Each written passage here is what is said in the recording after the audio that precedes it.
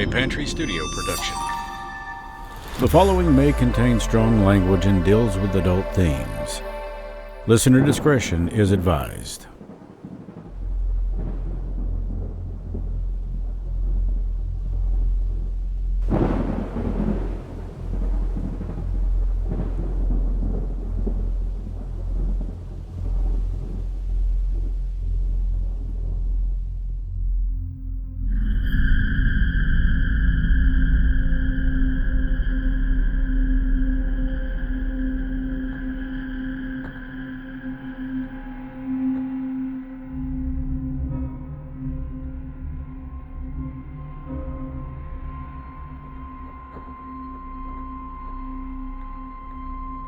Are you scared of the dark? Well, to be honest, the dark would be the least of your concerns when it comes to what we're about to share with you. It was almost like any number of small towns across the USA that you might have seen back when it was thriving. All except for one thing. A curse. A curse that legend says dates back to the 1500s, or so the story goes. And it's made the local population want to stray as far away from the place as they can. Some consider this to be the evilest place on Earth, and many paranormal investigators have left this place in a dead-out sprint. Located in northwestern Connecticut within the town of Cornwall, many unexplained events, mysterious disappearances, and ghost sightings have all been reported in what used to be a small town, which is now completely abandoned. According to local legend, the founders were descended from Edmund Dudley, an English nobleman who was beheaded for treason during the reign of Henry VII. And from that moment on, the Dudley family was placed under a curse which followed them across the Atlantic to America. And it only gets more mysterious from here. These are the Mountain Mysteries, and this is episode 13, The Mountain Mystery of Dudleytown, Connecticut, the Village of the Damned. I will be the last to fall. I won't shed a tear for them to see. I won't have your name to call. 'Cause I will be the last to fall.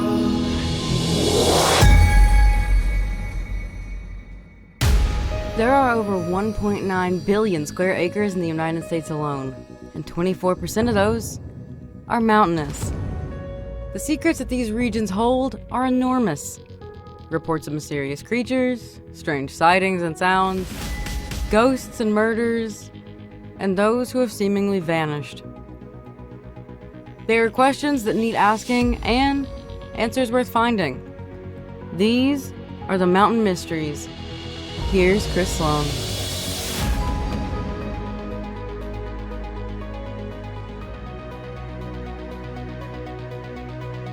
Before we start this episode, I want to give a great big thank you to our newest Patreon supporters, Katina Brock, Aslan Brock, Sully, and Eric Brock. Thank you so much. Your support helps us keep on going. The Mountain Mysteries are lucky to have you all in our family. Please support us on Patreon and leave a one-time donation if you'd like to help keep the stories coming and the lights on. Oh, the lights on? You'll need it for this one. You can find all of our links on our new website, which is www.themountainmysteriespodcast.com. And don't forget to follow us on Facebook under The Mountain Mysteries. We begin where it all began, of course. Connecticut is a beautiful state with its fair share of hauntings. We've heard about a lot of them, such as the Snedeker family. You know, from A Haunting in Connecticut. Well, that's only one of several, but our story on this episode takes us to what, on the map, looks like a seemingly undisturbed dot on the blacktop. It's a small place called Dudleytown, located in a small city or a small township called Cornwall. Now, it should be noted that Cornwall doesn't even have its own police force. Instead, the residents of the small New England community depend on the state police force for services. The name of Dudleytown was given at an unspecified date to a portion of Cornwall that was comprised of several members of the Dudley family. Most all of them can trace their heritage back to a Saxon named Dud, who was titled Duke of Mercia and died in 725 AD. It was his land that would ultimately become the site of the Dudley Castle. The story about the curse has been traced to an English nobleman, an alleged ancestor of the Dudley brothers who settled in the town. Meanwhile, back in England, old Edmund Dudley got his head chopped off for plotting against King Henry VII. Someone, or something, put a curse on Edmund that followed his family to the New World and took root in Dudleytown, or so they say. In what has often been cited as the first sign of the curse, it was when one of the Dudley brothers allegedly went insane. Another strange incident included the fact that at a barn raising, a man fell to his death. Then lightning struck and killed a Dudleytown woman right on her front porch. Now, she was supposed to have been the wife of a prominent man in the town who had served under General George Washington himself.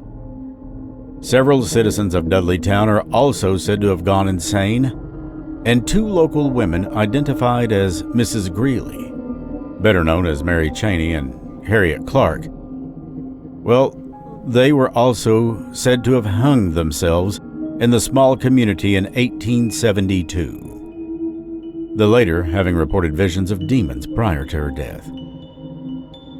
Following the Civil War's end in 1865, Dudley slowly became a ghost town. Residents of the town left for better places, where they had access to more things. But there was one family that decided to stay. John Brophy decided to keep his family there, even though everyone else had left. This would turn out to be a fatal decision. Brophy saw his entire life change within just a few months. First, his wife died, reportedly of tuberculosis. Immediately after that funeral, his only two children walked into the woods and seemingly disappeared. His house then caught fire mysteriously, and Brophy, well, he finally walked into the woods and disappeared himself, never to be heard from or seen of again. According to the Chronicles of Dudleytown, New York Tribune editor Horace Greeley should have followed his own advice, and that advice was quite famous. His words were, "Go west, young man." Well, maybe he should have followed his advice and taken his wife. You see, they claim that Mrs. Greeley, better known as Mary Cheney, hung herself in Dudleytown in 1872, as we reported.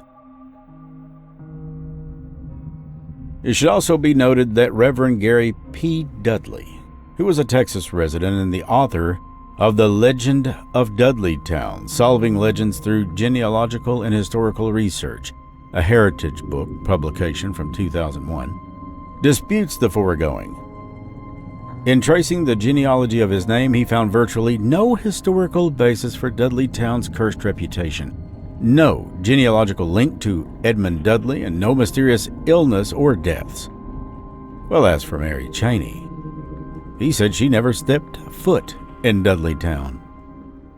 By most accounts, including Reverend Dudley's, the final resident of Dudleytown seems to have been Dr. William Clark, a New York physician. Dr. Clark built a vacation home in Dudleytown in the early 1900s.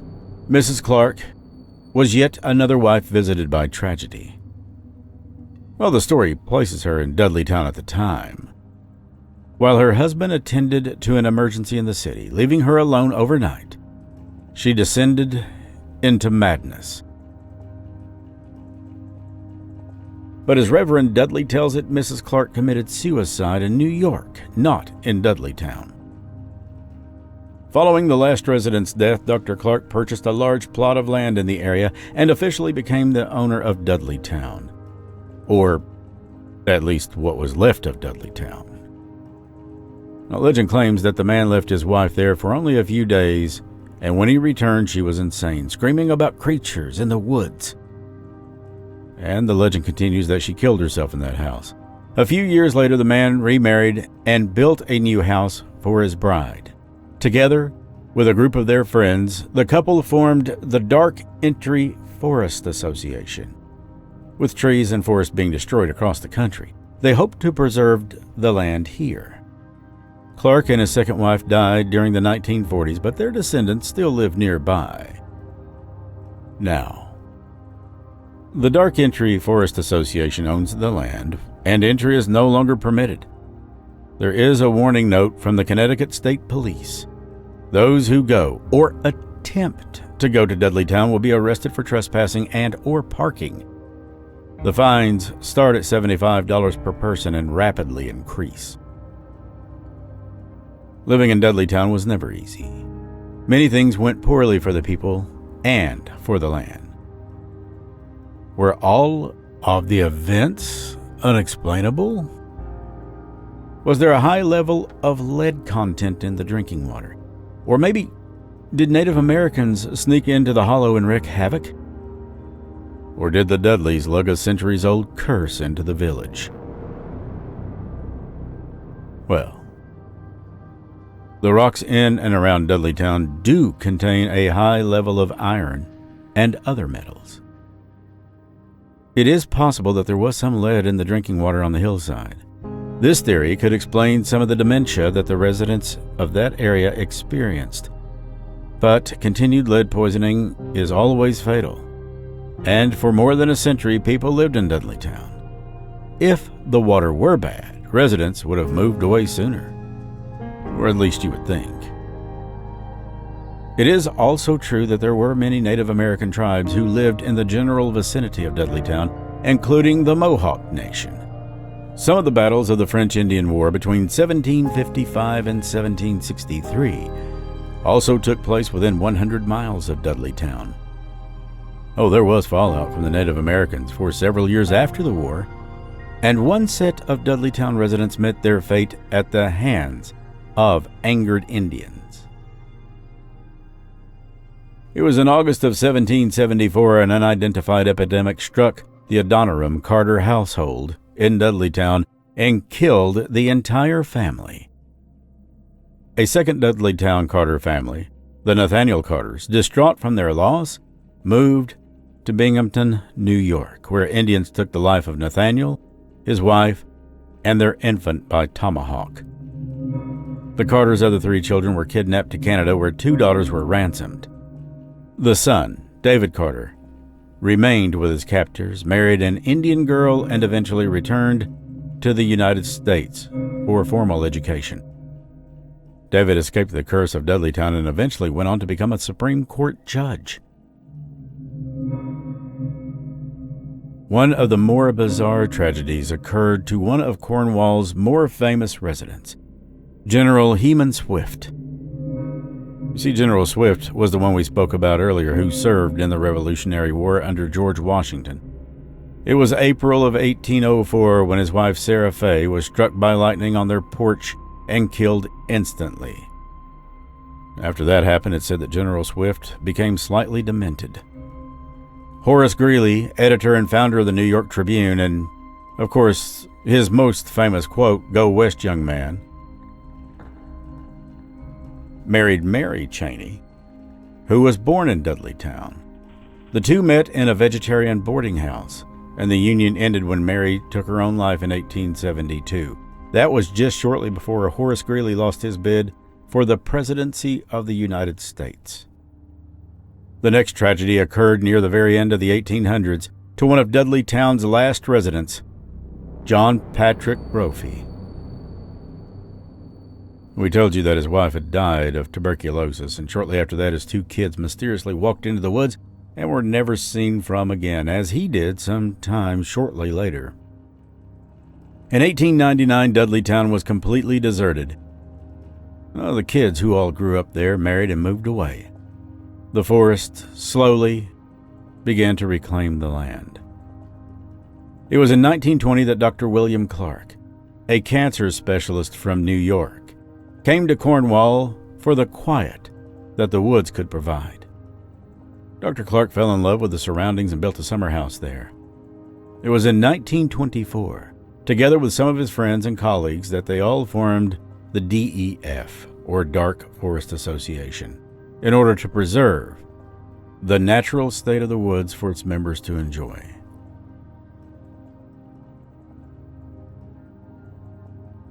So there's a lot of theories behind this curse, and why this is called the Village of the Damned. Dr. John F. Leach, a resident of the Dark Entry Forest since 1952, claims that in his almost 50 years of experience in and around Dudleytown, that there was absolutely nothing odd or paranormal about the place. He said that he and his wife had been spending summers there since 1952, and that there were approximately 50 shareholders in the Dark Entry Forest Association and about 20 homes, and none of them had ever seen anything strange or supernatural. Reverend Gary Dudley, the Dudley family genealogist, believes that there is no family connection between Joseph Dudley of Saybrook, Connecticut, and the cursed Edmund Dudley. Edmund Dudley's son, Robert, Earl of Leicester, had 2 sons, and one was illegitimate, Reverend Dudley said. The legitimate son of Robert died too young to marry, and the other moved to Italy, where he and his 3 children remained. There is no lineage between Robert and the Dudleys, who eventually settled in Cornwall. Reverend Dudley believes that Dudleytown's, quote, ghosts, end quote, may have been the work of human error.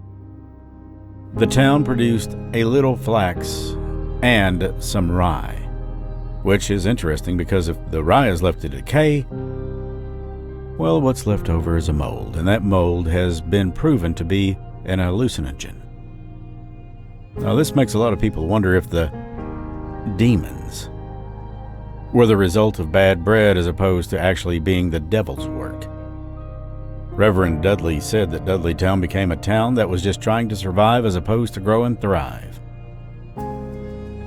Ed Warren, noted demonologist of Ed and Lorraine Warren, believes Dudleytown was definitely cursed. He said the Dudleys had an ancestor in England who was a judge and condemned many people to death for witchcraft. Mr. Warren continued to state that, quote, the curse in Dudleytown started after the village became a thriving town. People went mad and reported seeing monstrosities in the forest, things that were unnatural. Curse? What is a curse? Dudleytown is cursed in that it is a tract of land with an aura of disaster. Everyone left the town, Ed Warren had said. So it wasn't too long after those comments from the Warrens that activity in the abandoned town began to swell, but not from paranormal activities or poltergeists, ghosts, or spirits, but from vandals. Now, we at the Mountain Mysteries like to theorize this is why the state police and law enforcement agencies as a whole began to crack down on trespassers. They were tired of the issues and the defacement. Nancy Ziegler, co-author of the forthcoming book Dudleytown, said, the people living in the Dark Entry Forest have a vested interest in saying there is nothing up there. Well, if there's nothing up there, then why do we get strange things on our photographs? She said that she had been slapped across the face and scratched with no one standing there. The legends of the ghost stories seem to have started up in the late 1940s, shortly after the end of the Second World War. American men were returning from war, and everyone was doing pretty well financially. So one theory goes that the legends were made up by young men who wanted to drive up Dark Entry Road with their girlfriends in the car and tell them a scary story. The following are personal accounts. We'll begin with Shannon from Manchester, Connecticut, whose last name has been withheld upon request. My boyfriend's family moved to Sharon, Connecticut in early 1998. His mother's fiancé had lived in that area all of his life, and they had been telling me a little something about Dudleytown. I was kind of skeptical, so I decided to check into it. Ever since I was little, I've had this feeling, if you will. Many people don't believe this, but I can tell if some place is haunted. There's a house in Manchester, Connecticut, where I live, that is supposedly haunted by the spirit of a little girl. She was tortured and handcuffed in the crawl space of the house and left there for dead. And I walked into the house and instantly got cold chills, and my body temperature dropped. I could feel her there. She was following me around the house. So when my boyfriend's family told me about Dudleytown, I had a natural curiosity to find out if it was true or not. So the next time I went out to Sharon, I asked them to show me where it was. They had told me stories about Dark Entry Road.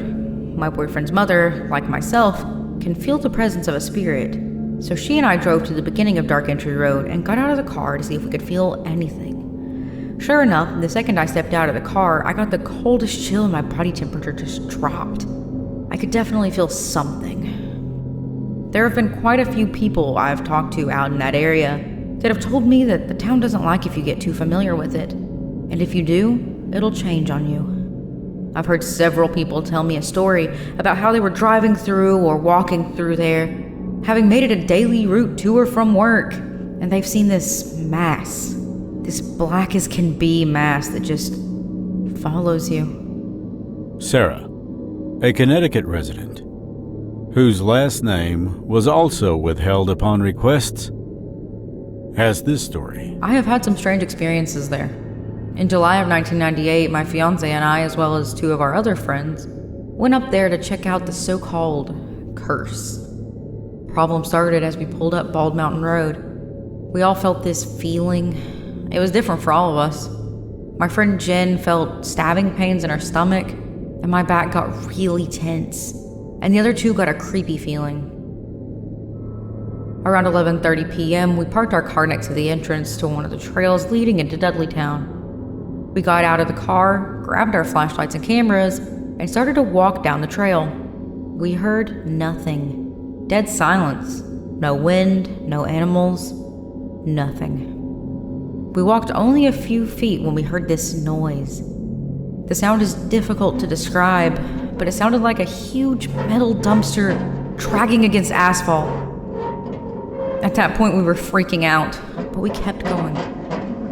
When we got to the entrance, Jen started reading the sign, and all of a sudden I took the flashlight and shined it at the ground where we just walked, and we saw the words in huge letters, "Never return, Satan."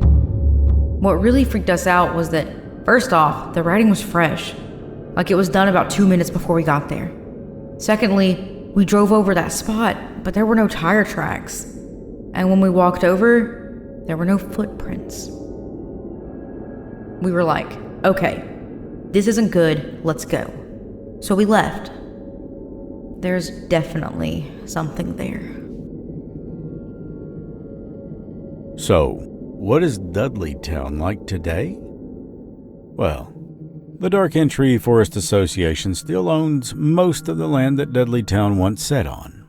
There is a group of homes on Bald Mountain Road that are very secluded from main roads and the rest of civilization.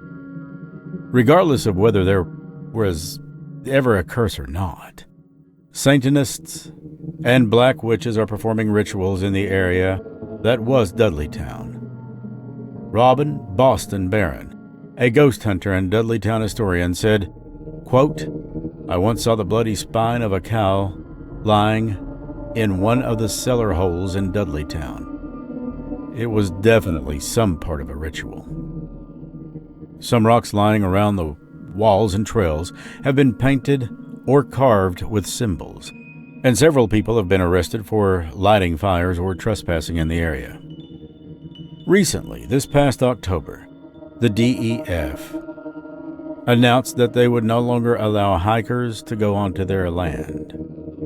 The area that was Dudleytown is quiet again for the third time in its historic and colorful life. A lot of the people who had lived there and passed on are long since gone and have no relatives. This makes investigations even harder, if not impossible. It's up to you as to whether or not you believe in the power of curses. There is something special about Dudleytown regardless. No matter how many historians and how much they may dismiss the curse, a lot of people cannot get rid of the feeling that there is something strange about such a small area with so many disappearances, unusual deaths, suicides, and cases of insanity. Those who plan to visit Dudleytown should definitely think again before making that journey. For one, the land is owned by the Dark Forest Entry Association, and they say that trespassing on that property is strictly forbidden. And as far as we know, state police and other law enforcement agencies take any kind of trespassing seriously. This is not only worth jail time, but fines that begin at $75 and they rapidly increase. So, if the thought of even going to Dudleytown, or as it's known, the Village of the Damned, crosses your mind, you may want to think twice. We captured this interview from a paranormal investigator on YouTube who was there.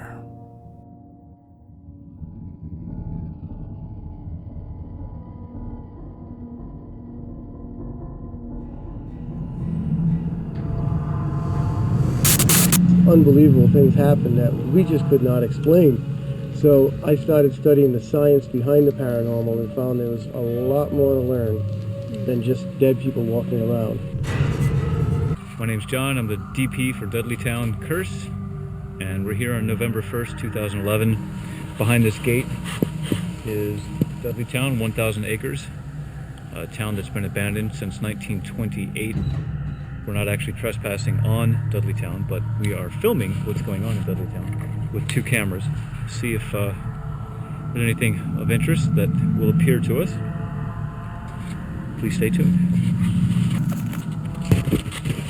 Every place we've ever been to, and every place which has been over 1,000 places, the one that seems to hail the most with negative energy still remains, by account and by what we felt, Dudleytown. It's very quiet. It's very peaceful.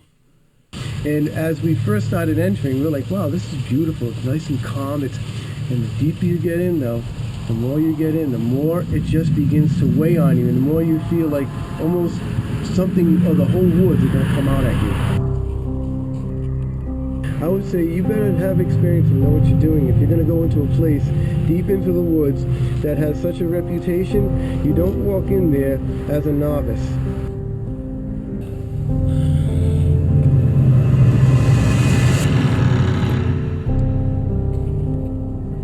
I would not want to be out there alone.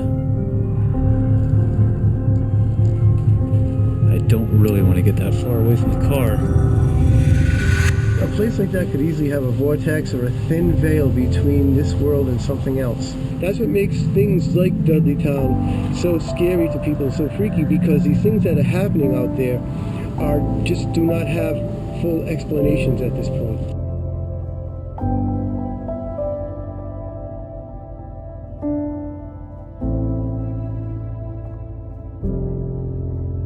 The link to that interview on YouTube is in the episode notes. If you'd like more of the Mountain Mysteries, make sure to follow us on our Facebook, The Mountain Mysteries, or also check out our new website, www.themountainmysteriespodcast.com. We hope to hear from you soon. And until next week, I'm Chris Sloan for The Mountain Mysteries, The Mountain Mysteries Gatherings, and The Mountain Mysteries Blurs. As always, stay mysterious. If you enjoy the Mountain Mysteries, please subscribe and give us a 5-star rating. That helps us so much. You can also help support the Mountain Mysteries by visiting our sponsors, whose links are below, or by donating at Patreon or the PayPal link shown in the notes. Patreon subscribers will receive early commercial-free episodes and more.